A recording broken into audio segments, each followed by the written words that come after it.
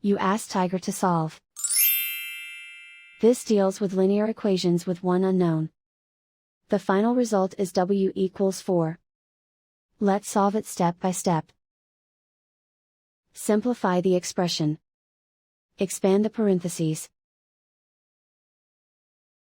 Simplify the arithmetic. Group all constants on the right side of the equation. Subtract 30 from both sides. Simplify the arithmetic.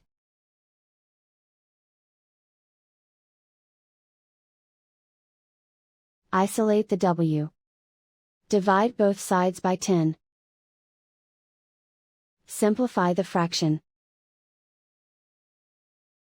Find the greatest common factor of the numerator and denominator.